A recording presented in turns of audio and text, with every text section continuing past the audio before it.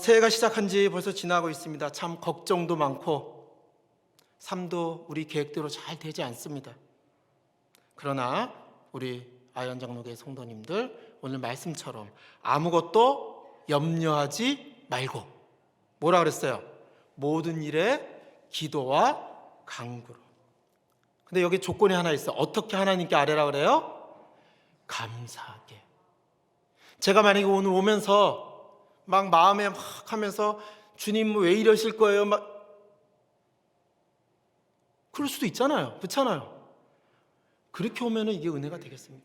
하나님께서 말씀하십니다. 감사함으로. 그러면 우리의 시각과 이해를 초월하시는 분입니다. 우리를 넘어서시는 하나님께서 주 안에서 살고자 하는 우리에게 영원한 평안과 기쁨을 우리에게 주실 줄 믿습니다. 오늘 이 기쁨이 여기 모이신 모든 성도님들, 그리고 온라인으로 예배드리시는 모든 성도님들과 함께 하시기를 소망합니다. 빌립보서 4장 4절 말씀 다시 한번 크게 한번 읽어보도록 하겠습니다. 시작.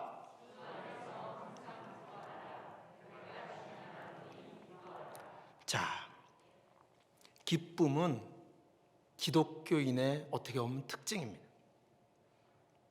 특징이 뭐죠? 우리가 가만히 있어도 드러나는 우리만의 캐릭터, 우리의 속성입니다. 여기 모이신 우리 성도님들 혹시 아닐 수도 있는데 다 국적이 어떻게 되시죠? 대한민국. 요즘 뭐 또 여기 또 속으로 나는 외국인데 괜찮아요. 뭐 다.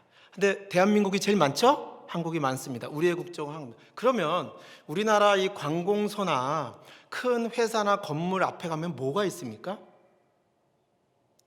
이렇게 질문하니까 저 양반 저 전도사 갑자기 왜 저래? 이럴 수 있죠.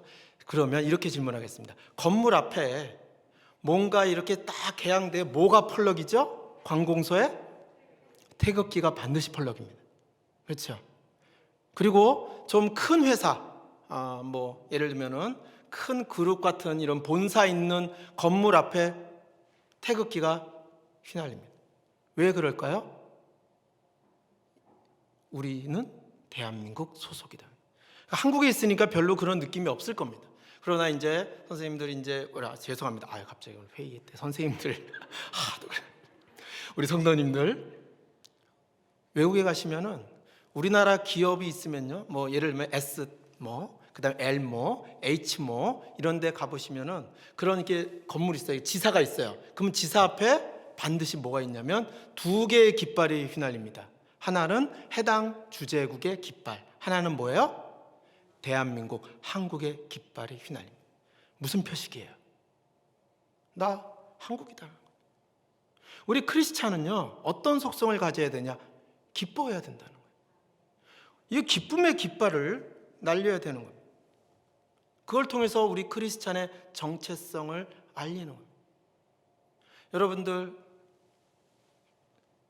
우리나라에 있는 국외 대사관이라든지 외국 기업체에 가보시면 그 나라의 깃발이 흔들립니다. 왜요? 여기는 한국이지만 여기는 미국 대사관, 여기는 일본, 영국, 이렇게 휘날리는 겁니다. 정체성을 드러내는 겁니다. 그런 것처럼 우리 그리스도인은요, 기쁨의 깃발을 휘날려야 됩니다. 설이잖아요.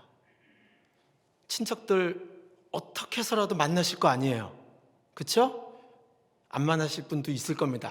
잘 됐다. 이렇게 또 오미클론. 이게 웃으시는 분들, 아멘. 네. 좋은 거예요. 그래도 전화하실 거 아닙니까?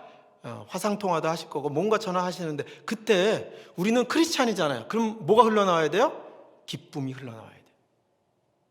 동일하게 힘들다 그러면서 같이 인상 쓰고 그러시면 안 돼요. 우리에게는 기쁨의 깃발. 그러면서 우리 일가 친척들이 크리스찬이지, 그러면서 참 즐거운가 봐. 그래도 괜찮습니다. 약간의 그분들이 우리를 보면서 왜 기쁘지? 그래도 우리는 기뻐해야 돼요. 왜? 우리는 크리스찬이기 때문에 그래요. 우리는 기쁨의 깃발을 꽂고 휘날려야 되는 것입니다. 빌립보서 4장 4절 말씀, 주 안에서 항상 기뻐하라. 내가 다시 말한다 그랬어요. 다시. 기뻐하라고 하십니다. 만왕의 왕이신 주님이 우리와 함께 있으면 어때요? 우리는 기뻐요. 다른 이유 때문에 기쁜 게 아니라 하나님이 우리와 함께 하니까 기쁜 거예요. 뭔가 즐겁고 기쁨의 원천이 우리와 함께 있으면 우리는 기쁜 것입니다. 혹시 기쁘지 않을 경우도 있죠. 어떨 때 기쁘지 않습니까? 뭔가 기쁘지 않은, 기분이 안 좋은 무언가와 함께 있으면, 그렇죠? 이런 걱정과 세상의 근심과 또는 염려와 이런 것들과 우리가 함께 있으면 기쁘지 않습니다. 그러나 우리가 주 안에 있으면 그러한 것들은 가까이 올 수가 없어요. 그러면 우리는 기쁨의 깃발을 흩날릴 수 있는 겁니다. 그런데 이런 경우가 있어요. 지금 국제화 시대니까 이렇게 외국에서 오래 살고 이러면 어떻습니까? 우리가 한국인으로서의 뭘 잃어버리죠? 정체성을 잃어버릴 때가 있죠. 예를 들면 미국에 오래 있거나 일본에 오래 있거나 또는 러시아, 영국, 어디 인도, 스리랑카, 아프리카 어디 오래 있다 보면 그 나라에 살다 보면은 내가 한국인을 잃어버려요. 그렇죠? 어느 순간에는 내가 한국인인가? 그렇죠? 그리고 요즘에 또 뭐도 바꿔요? 국적도 바꾼다고요. 바뀌어요. 혹시 그런 기사 보신 적 있으세요? 우리나라에서 어린 나이에 입양이 됐어요. 어린 나이에 입양이 돼서 그래서 이제 이런 외국으로 갔습니다. 그 자기는 그 나라에 살면서 한국인이라는 생각이 하나도 없었어요. 그러다가 나이 한 30, 40 넘어가면서 내가 한국인이지. 한국말도 다 잃어버렸어요. 문화도 모르죠. 그런데 어렴풋이 내가 한국인이라고 하는 그 사실 하나만 가지고 어떡합니까? 한국에 와서 누굴 찾아요? 부모님을 찾는 거예요. 찾는다고 무슨 의미가 있습니까? 또는 형제, 자매를 찾아요. 목적은 딱 하나예요. 내가 어떻게 태어났고 내가 어떤 사연으로 미국 갔는지 원하는 게 없어요. 그냥 내가 누구인지 찾아요. 요즘도 기사에 나옵니다. 계속. 그래서 와서 찾습니다. 찾고 한번 그 한국의 그걸 느끼고 그리고 기쁨이 가득 차서 다시 갑니다. 무슨 마음을 갖고? 내가 한국인이구나. 그렇죠? 정체성을 찾고 가요. 물론 나의 국적은, 나의 모든 것은 바뀌었지만 나의 본향, 나의 본질은 한국인이구나. 이스라엘 백성이 한번 잘 생각해 보세요. 2000년을 나라가 없이 떠돌아다녔어요. 그런데 그 나라 사람들이 다시 2차 세계대전 후에 다시 자기의 본향으로 돌아가고 전 세계에 있는 유태인들이 모이고 했을 때 자기 나라 말을 쓰고 자기의 문화를 갖고 세계 각국에 있는 사람들도 자기들이 유태인이라고 하는 것을 드러내면서 살고 있어요. 이걸 우리는 쉽게 생각해요. 그냥 그럴 수도 있지. 여러분, 이거는 불가능한 일입니다. 근데 그들은 왜 그래요? 하나님이 우리와 함께 있다는 거예요. 확실한 믿음을 갖고 자기들의 정체성을 잃어버리지 않고 살고 언제든지 자기들은 유태인이라고 하는 깃발을 흩날리며 사는 겁니다. 물론 중간중간에 굉장히 어려운 시련도 있었습니다. 그럼에도 불구하고 그렇게 하며 사는 것. 왜? 그것이 가장 중요하고 가장 큰 기쁨이 때문에 그러는 겁니다. 만약에 생각해 보세요. 그것이 도리어 자기들에게 해가 되고 어려움이고 방해가 되면 그렇게 하겠습니까? 그렇게 안 합니다. 우리는 크리스찬이라고요. 우리는 하나님의 자녀로서 그 기쁨의 깃발을 잃어버리면 안 돼요. 우리는 그 깃발을 갖고 언제나 내가 하나님의 자녀지, 내가 주님 안에 거하고 있지. 그러면 그거의 하나의 증거로서 우리는 기뻐해야 되는 것입니다. 지금은 좀 힘들어요. 이 땅에 살면서 우리의 정체성을 잃어버릴 때도 있어요. 왔다 갔다 해요. 세상 사람들 같이 있다 보면 내가 이게 진짜 주님 안에 있는지 내가 세상에 있는지 그래요. 그럴 때마다 우리는 되뇌어야 돼요. 내가 기뻐해야지, 크리스찬으로서. 세상에 동일한 상황이 같이 와도 이 사람은 괴로워해도 나는 어때요? 기뻐하는 거예요. 이유는 딱 하나입니다. 내가 주 안에 거하기 때문에. 우리의 모든 목적은 이 땅에 있지 않고 하늘에 있잖아요. 즐겁지 않습니까? 아무리 험난한 풍파가 와도 우리는 그 풍파에 있는 게 아니라 하나님이 말씀하신 대로 세상을 지배하고 누리며 살아가는 인생이에요. 왜? 하나님이 우리와 함께하기 때문에. 때로는 자녀들이 말썽 피울 때도 있죠. 때로는 뭐 남편, 아내, 때로는 뭐 일가 친척, 형제 자매들 힘들게 안 할 수 없죠. 힘들게 합니다. 왜 그래요? 세상이니까 그런 거예요. 세상이잖아요. 하지만 우리가 시각을 바꿔서 주 안에 있다 나는. 그러면 어때요? 기뻐지는 거예요. 기쁘세요? 한번 웃어보세요. 참. 제가 참 이렇게 있어요. 여러분도 유머 이런 거 좋아하세요? 코미디 프로?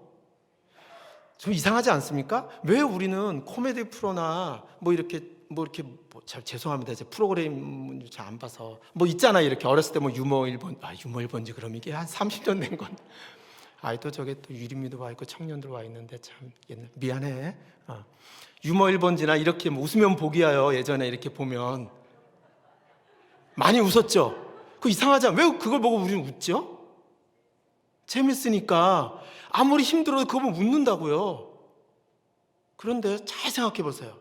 그냥 웃는 거예요. 그냥 그거는 기뻐서 웃는 게 아니라 웃겨서 웃는 거죠. 그래도 웃잖아요. 웃으면 어때요? 복이 오잖아요. 그래서 웃으면 복이 와요. 뭐 이런 말도 있었지만. 그런데 우리가 그런 기쁨이 아니라 우리가 하나님을 생각하면 기쁜 거예요. 하나님을 곰곰이 생각하면 즐거운 겁니다.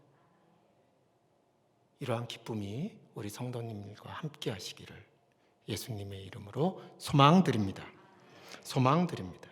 자, 그러면 주 안에 있는 삶 두 번째는 어떤 삶일까? 한번 5절 말씀 한번 크게 한번 같이 한번 읽어보겠습니다. 시작.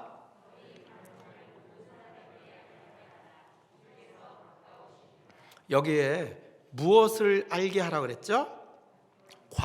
관용이 뭡니까? 너그러움, 타인을 불쌍하게 여기는 겁니다. 그렇죠? 그리고 어떤 일이 있으면 그거를 이해하고 감싸주는 겁니다.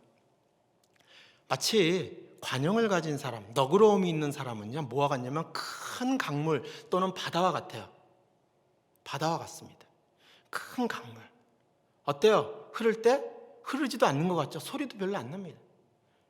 관용이, 마음이 넓은 사람은 소리가 안 나요. 그러나 우리가 이제 관용이 없고 여유가 없고 우리의 삶이 그러면요, 시냇물 같아. 어때요? 얕아요. 그럼 물이 흐르면 어떻게 돼요? 절절절절 소리가 나죠. 그렇잖아요. 우리 통조림이나 깡통이 꽉 차면 소리가 납니까? 안 나잖아요. 그런데 그 깡통 안에 조그마한 돌멩이 하나 있으면 어때요?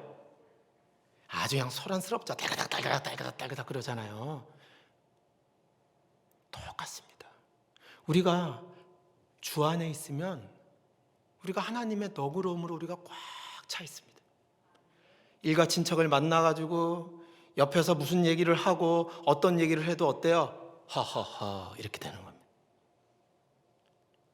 여기서 아무리 힘들고 여기서 막 공격해와도 내 마음이 하나님의 너그러움으로 꽉 차 있으면 흔들리지가 않는 거예요. 그리고 별게 아닌 거예요. 한번 잘 생각해 보세요. 우리 어린아이들 사탕 하나 뭘로 싸워요? 보면 사탕, 요즘에 뭘로 싸우는지 모르겠는데 뭐 장난감 뭐 이런 걸로 싸우겠죠? 정말 치열하게 싸우죠? 그런데 장성하고 성장이 되면 어때요? 그런 모습들이 물론 귀엽죠. 귀엽지만은 참 나도 저랬지 뭐 이런 얘기를 합니다. 믿음도 똑같죠. 우리가 어린아이의 그 모습이 아니라 우리가 믿음 안에서 하나님 안에서 주 안에서 우리가 장성해서 쭉 자라다 보면 우리도 성숙해져 있는 거예요. 하나님의 너그러움으로 꽉 차 있어요. 그러면 이거는 참는 게 아니라 화가 안 난다고요.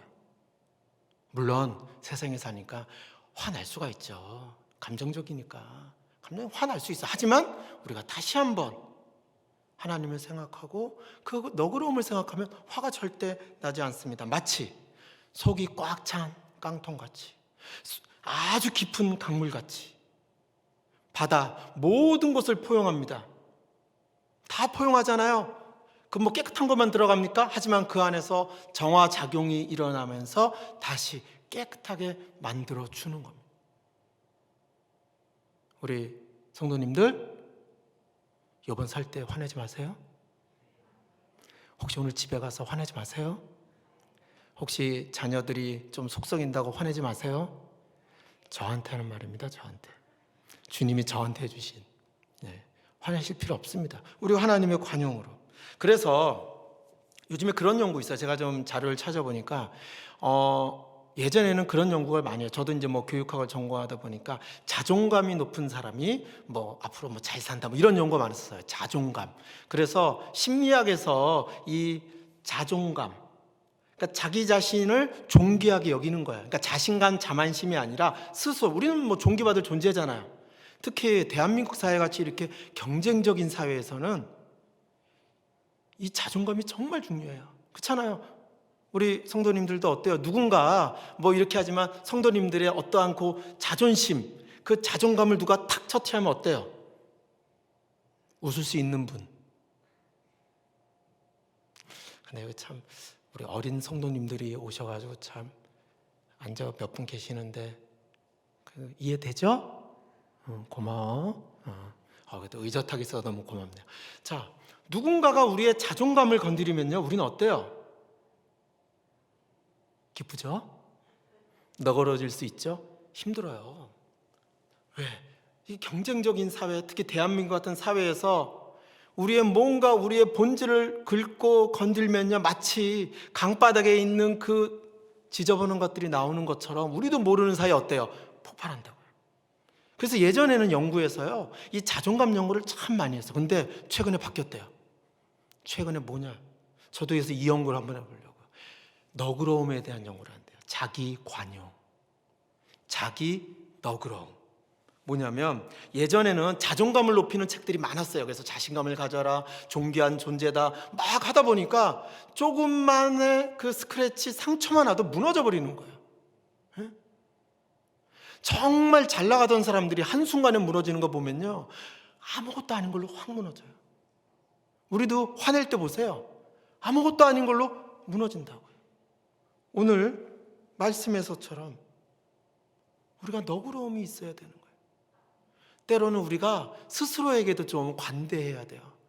스스로에게도 나는 지금 뭐 하는 거야? 2022년 벌써 26일 지났는데 올해 한 것도 없네. 이럴 필요 없다는 거예요. 좀 너그럽게, 그럴 수도 있지 뭐. 한번 잘 생각해 보세요. 여기서 죽어서 천국 가실 때 가져갈 거 있는 사람, 가져가실 성도님들, 혹시 집 가져가실 거예요? 뭐 가져가실 거예요? 우리 여기서 뭐 하다 가면 돼요? 즐기고 누리고 기뻐하고 살다 가면 되는 겁니다. 그렇잖아요. 뭘 가져갈 게 있어요? 그런데 자존심, 우리의 그거, 우리 스스로를 억제는 거예요. 그러면서 세상과 비교하고 경쟁하고, 누구는 어떻고, 뭐 엄마 친구 아들은 뭐 어떻고, 뭐 저 친구 고등학교 다닐 때는 뭐 어땠는데 지금은 어떻고, 그렇잖아요. 그러면서 비교하는 거예요. 세상은 그래요. 세상은 비교합니다. 하지만 이제 우리는 어떻게 해야 돼요? 너희의 관용을 모든 사람에게 알게 해요. 우리의 관용을 우리 일가 친척들에게 알게 해야 돼요.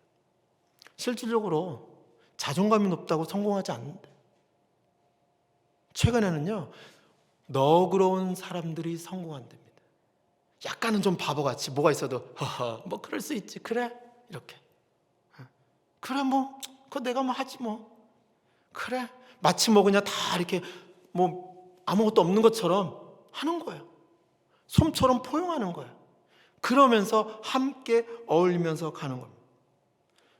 우리 성도님들도 어때요? 누군가 만나면 이렇게 쇠꼬챙이 같이 막 와서 찌르고 이런 분보다 솜처럼 포근한 분들이 좋지 않습니까? 찌르는 분이 좋아요? 그냥 나를 그냥 매일 찔러가지고 자극하게 하고 막 뻐쩍뻐쩍 놀라가지고 좋으세요? 아니잖아요. 부드러운 분이 좋잖아요.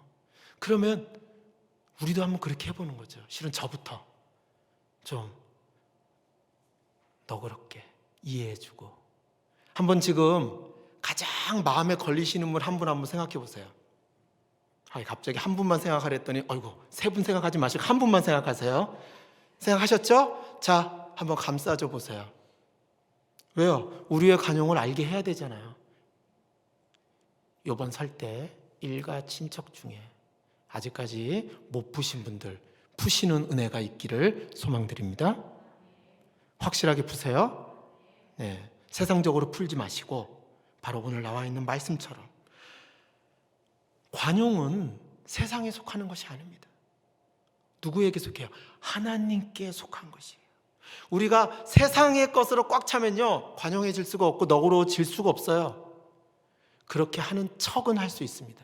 그러나 우리가 하나님으로 우리가 꽉 차 있으면요, 주 안에 거하는 삶을 살게 되면요, 그 하나님의 그 관용, 너그러움이 우리에게 꽉 찹니다. 아브라함 한번 보세요. 아브라함이 롯과 갈라설 때 뭐라 그랬어요? 롯에게, 야, 내가 이 땅 갈 거야. 롯, 너는 조카야. 일로 와. 어디 삼촌이 얘기하는, 너 저기 가. 그랬습니까? 어떻게 했어요, 아브라함이? 너가 먼저 선택해. 그렇죠? 너가 먼저 선택하라 그랬어요. 그렇잖아요. 그럼 아브라함은 어디서 그런 자신감이 나왔어요? 아브라함이 바보 아니잖아요. 얼마나, 한번 보세요. 창세기 얼마나 영특합니까? 영특하다 그러면 좀 그렇지만, 그렇죠? 거짓말도 좀 하고 때로는 세상적이잖아요. 그런데 롯에게 이렇게 관대할 수 있었던 거 이유가 뭐예요? 하나님이 함께 한다는 거예요. 자기는 나는 하나님이 함께 하기 때문에, 나는 주 안에 거하는 삶을 살기 때문에 걱정이 없다는 거예요. 너 세상적으로 좋은 거 다 해도 돼. 너가 이쪽으로 가면 난 반대로 가겠다. 왜요? 같이 있으니까 자꾸만 다투잖아요. 그러면 먼저 선택권을 주는 겁니다. 이렇게 너그럽게 해도 하나님은 누굴 축복해요? 아브라함을 축복하는 거예요. 우리의 삶의 판단 기준은요, 세상이 아닙니다. 혹시 우리 성도님들 지금 뭔가 판단의 갈림길에, 선택의 갈림길에 있으신 우리 성도님들 계실 겁니다. 뭘 해야 될지 모를 때가 있을 겁니다. 그때 생각하세요. 나의 선택의 판단의 기준은 무엇인가? 세상인가? 하나님인가? 세상의 판단 기준으로 선택을 해서 가는 길은요, 이 세상 끝나는 즉시 사라집니다. 제 나이도 이제 시온이 넘어섰으니까, 제가 만약에 세상의 기준으로 만약에 어떤 길을 가면은, 제가 80까지 살면 30년 유한기한, 90까지 살면 40년. 그렇죠? 그런데 하나님 기준으로 선택해서 그 길로 가면은 그거는 하늘나라 가서 상급 받을 일. 때로 그 길이 힘들어도 30년, 40년만 딱 참으면 하늘나라 가면 상급이 딱 오는. 이 정도 투자 못합니까? 근데 우리 성도님들 왜 자꾸만 저를 포함해서 우리가 왜 세상의 것에 기준을 가지고 할까요? 왜 그래요? 이 땅에 살다 보니까 우리의 정체성을 잃어버려서, 그 말은 뭡니까? 주 안에 있지 않고 주 밖에 거하는 삶이기 때문에 그러는 겁니다. 시편 103편 8절에 이런 말씀이 있습니다. 여호와는 긍휼이 많으시고 은혜로우시며 노하기를 더디하시고 인자하심이 풍부하시도다. 하나님 너그러우시다는 거예요. 너그러우신 하나님이 우리와 함께 있어요. 그러면 우리의 이제 판단 기준은 이 너그러우신 하나님의 기준으로 가면 되는 겁니다. 이제 우리 성도님들 세상의 기준으로 가지 마시기 바랍니다. 오늘 말씀처럼 우리의 관용을 모든 사람에게 알게 해야 됩니다. 이유는 딱 하나예요. 주께서 가까우시니라. 이제 실감 나시는 우리 성도님들 많이 계시죠? 저를 포함해서. 그렇죠? 가깝잖아요. 그러면 이제 우리 너그러워져야 돼요. 우리가 이 땅에서 나이가 들면 들수록 어떻게 돼야 돼요? 너그러워져야 돼요. 이젠 좀 너그러워지고, 이제는 좀 나누고, 그냥 좀 사소한 일 있으면 좀 넘어가고, 그런 삶을 사시기를 주님의 이름으로 소망드립니다. 그럼 마지막으로 주 안에 있는 삶은 무엇이냐? 그 6절 말씀 다 같이 한번 크게 읽어보도록 하겠습니다. 시작.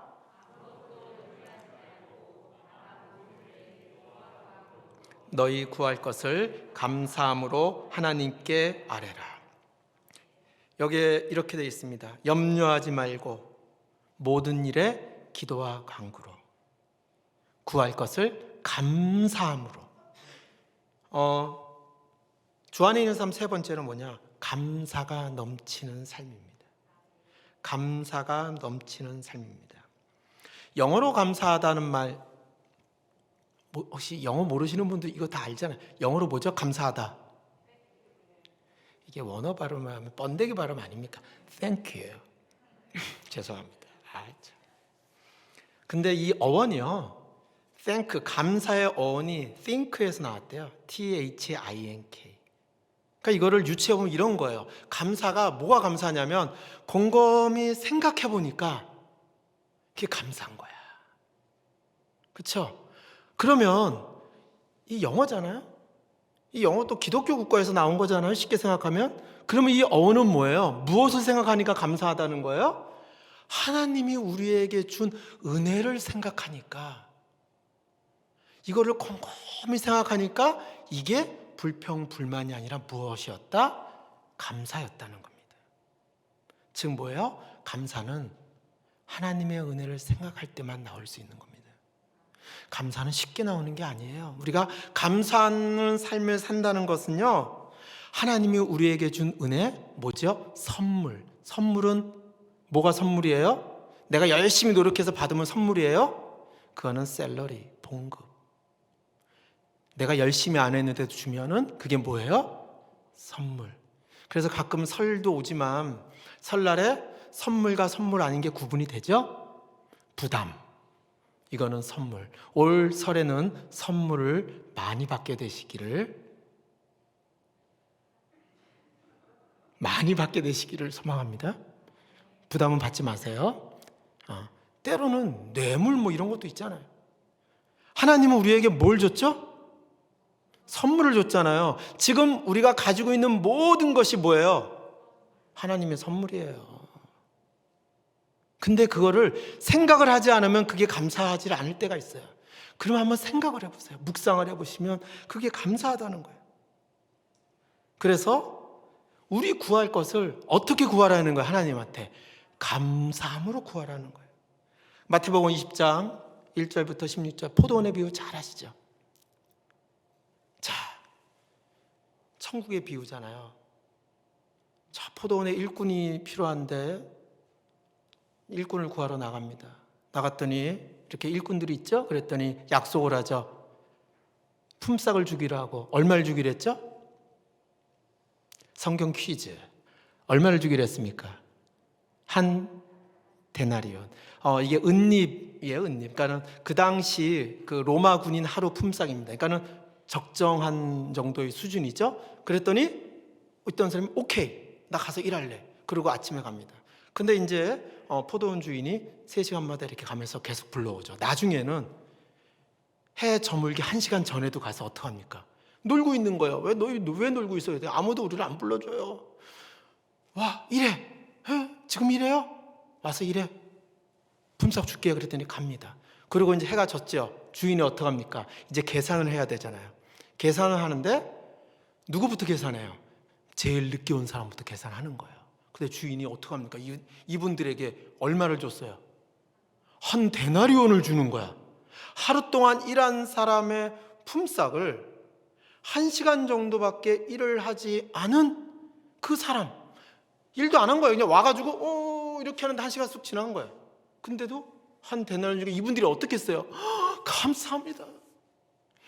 주인님 감사합니다. 이랬을 거 아니에요. 그랬더니 요거를 딱 옆에서 누가 봐요? 아침 일찍 온 요 품꾼들이 보는 거죠. 그러면서 마음속으로 뭘 하기 시작합니까? 계산 들어갑니다. 그렇잖아요. 계산하는 거예요, 마음속으로. 어떤 계산? 얼마까? 야, 1시간 했더니 한 데나리온? 나는 이거 수지 맞았네. 근데 내 차례가 딱 됐더니 이분이 얼마를 줬어요? 처음에 약속한 대로 한 데나리온. 그러니까 이때부터 어떻게 합니까? 세상에 이제 계산법을 갖는 거죠. 정의라는 이름 하에 막 따집니다. 이게 우리의 삶이 아닐까요? 저와 여러분의. 그렇죠? 우리의 가진 여기 모든 것이 하나님의 선물이고 하나님의 은혜예요. 그런데 우리는 그걸 망각해요, 때로는. 제가 오늘 회의를 하고 왔는데 모 나라, 동남아에 있는 어떤 나라를 이제 우리나라에서 대충 대략적으로 얘기하겠습니다. 굉장히 많은 돈을 지원을 해서 그 대학의 교육 시스템을 바꿔주는 겁니다. 한 100억 정도, 하여튼간에 많은 돈을 주고 이렇게 해주는 겁니다. 그런데 무상이에요, 무상. 근데 이분들이 처음에는 감사하다고 그러죠. 그렇죠? 우리나라가 이제 OECD에 가입해서 전 세계에 원조를 하고 있거든요. 그래서 그걸 해서 이렇게 하는데 처음에는 감사하다고 하는데 어느 순간이 되면요, 이제 이게 뭐가 되는 줄 아세요? 당연하게 되는 거예요. 요구가 막 늘어나. 이것도 해주고요, 저것도 해주고요. 그래서 이거는 봤을 때 우리는 무슨 생각하냐면 이걸 해줬을 때 이 사람들한테 도움이 될까 안 될까를 생각해요. 인간인 저도 그래요. 이건 해줘도 이분들의 도움 안 되면 못 해주는데 계속해서 대한민국의 발전한 너희 시스템 있잖아, 그것도 해주고 뭐도 해주고, 그래서 우리가 안 돼 그러면요 삐져요.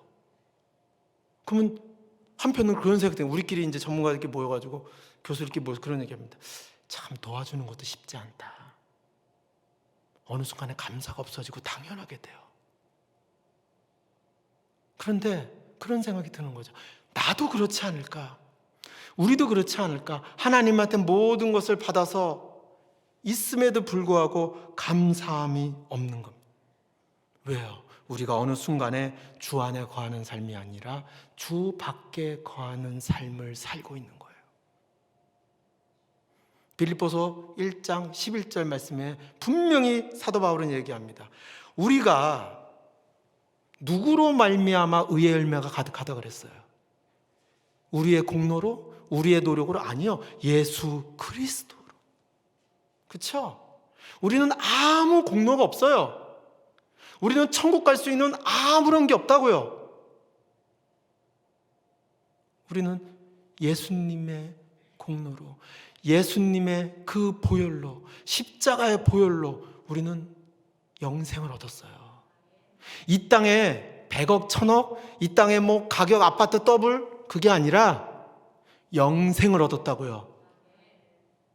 그런데도 어느 순간에 주 밖에 거하면 감사함이 없는 거예요. 하나님, 당연한 거잖아요. 근데 이 땅에서도 복 줘야죠. 이러면서 불평, 불만을 하고 있는 것입니다. 사랑하는 성도 여러분, 주 안에 거하십니까? 주 안에 거하십니까? 우리 온라인 주 안에 거하세요? 아멘. 네. 그러면 우리의 삶은 첫째 어떻게 된다고요? 무엇이 넘쳐야 된다고요? 기쁨이 넘쳐야 됩니다. 두 번째 뭐죠? 관용, 너그러움이 있어야 됩니다. 그리고 세 번째, 감사가 넘치는 삶이 있어야 됩니다. 그리하면 4장 7절 말씀 같이 한번 읽어보겠습니다. 시작. 그리하면 모든 지각에 뛰어난 하나님의 평강이 그리스도 예수 안에서 너희 마음과 생각을 지키시리라. 2022년 새해 그리고 설 연휴가 다가오고 있습니다. 여기 모이신 모든 성도님들 이제 조만간 친지들 만나실 텐데 우리의 삶에 감사가 넘치고 너그럽고 그리고 무엇보다 감사함이 넘치는 모습으로 우리 주변 친지들 만나시길 바랍니다.